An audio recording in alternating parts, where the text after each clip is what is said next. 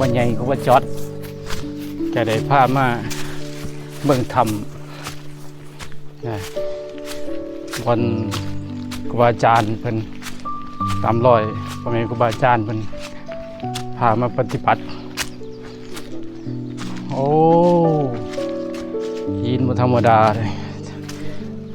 สถานที่นี้บ่มีสื่อเลย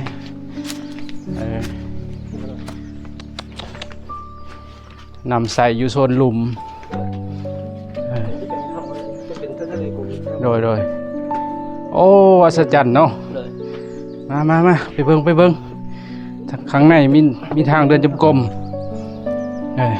ไปเขตภูเขาควายโอ้สุดยอดเลย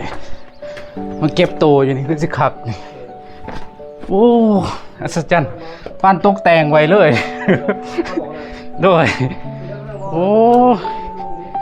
ตายอัศจรรย์อะไร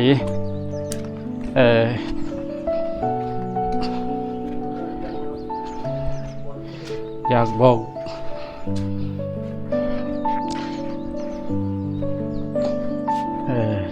สุดยอดเลยนี่ก็มีกุดอยู่วะนี่นั่นมีกุดห่างอีกอย่างนี้สอดกุดเก่าก็เป็นครูบาอาจารย์เพิ่นมาเพ็ญปฏิบัติเนาะของตนญาติโยมชีวิตทุกคนยอมแปรผันสิ่งสำคัญอย่าประมาทสิ่งผิดพลาดคือบทเรียนสิ่งภาคเพียรย่อมมีผลสิ่งสวยตนคือปัญญาสิ่งบูชาคือบุญคุณผ้าคำจูนคือพ่อแม่ผ้าเสริมแก่คือครูบาอาจารย์สิ่งเป็นม่านคือความสัว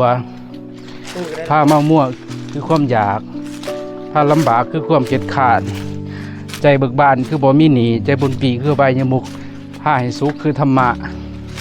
เนาะของตนญาติโยมเฮาบ่เกียจขาด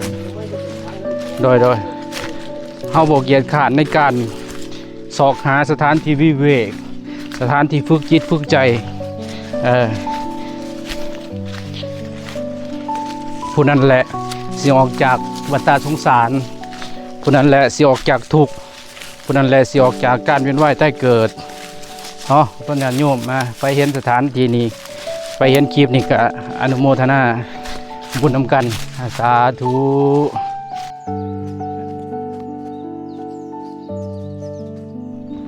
อย่างเลาะหลังจากออกมาจากสถานที่บ่อนเพิ่นบำเพ็ญภาวนามีกุฏแล้วก็มีทางเดินจงกรมวันนี้มาเลาะเบิ่งหวย